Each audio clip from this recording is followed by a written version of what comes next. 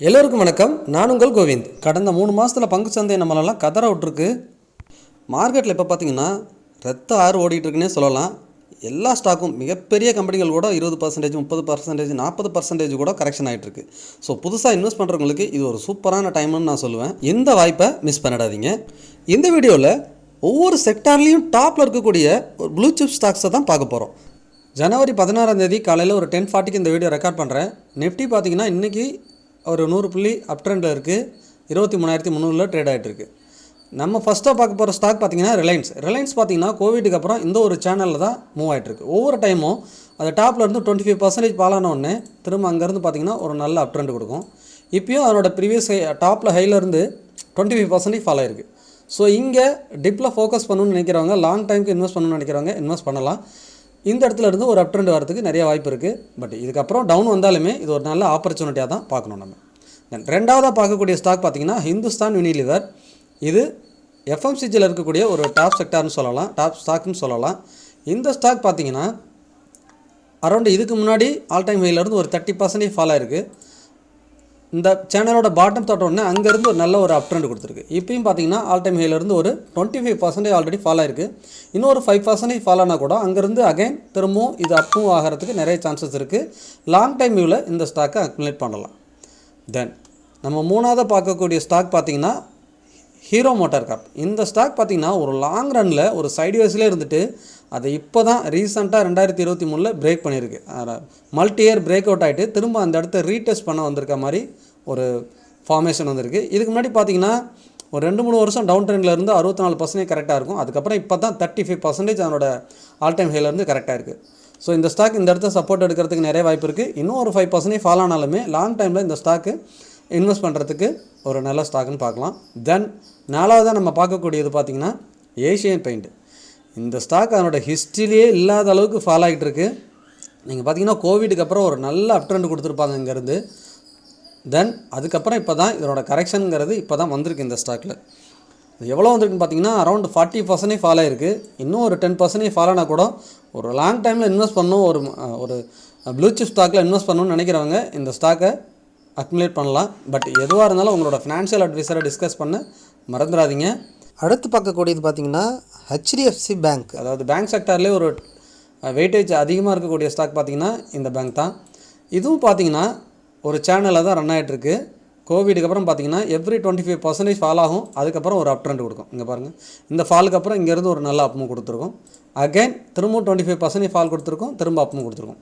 இப்போ ஹைலேருந்து பார்த்திங்கன்னா ஒரு 13% ஃபால் ஆகிருக்கு.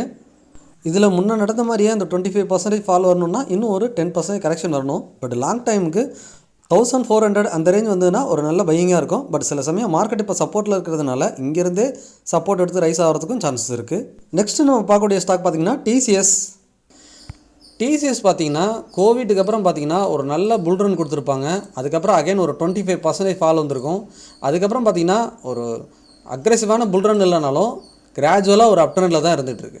ஸோ அகெயின் பார்த்திங்கன்னா இப்போ அதனோட ஆல் டைம் ஹைலேருந்து ஒரு 14% கரெக்ஷன் வந்திருக்கு. சப்போர்ட் நியரில் இருக்குது. இந்த டவுன் ட்ரெண்ட் அந்த அப் ட்ரெண்ட் சேனலோட சப்போர்ட்டில் தான் இருக்குது.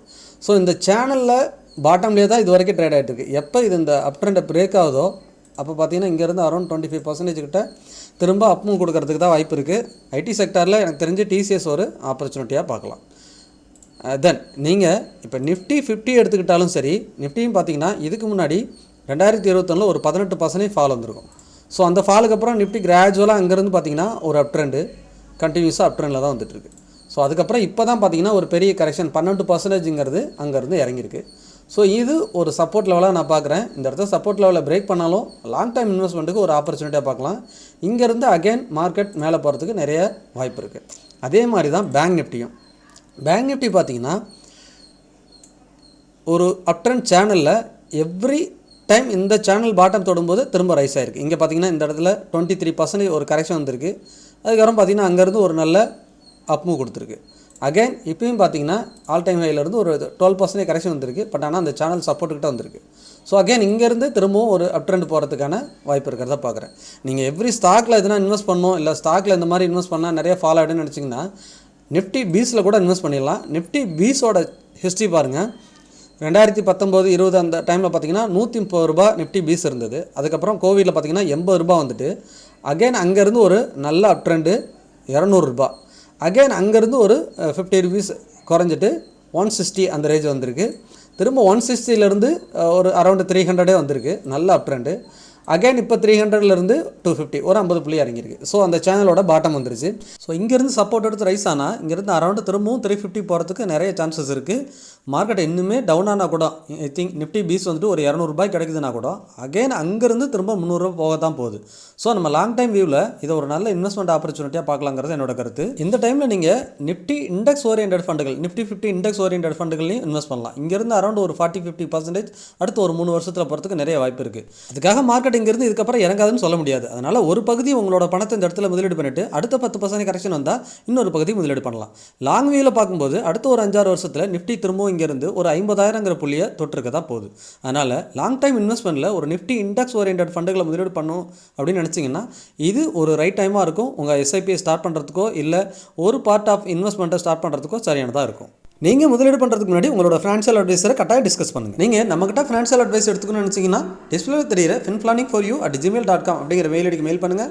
இல்லை வாட்ஸ்அப் நம்பருக்கு சேட் பண்ணுங்கள். அதுவும் இல்லைனா டிஸ்கிரிப்ஷனில் இருக்க கூகுள் ஃபார்ம் ஃபில் பண்ணுங்கள். நான் உங்களை கான்டாக்ட் பண்ணுறேன். மீண்டும் ஒரு நல்ல வீடியோவில் சந்திக்கிறேன். உங்கள் கோவிந்த்.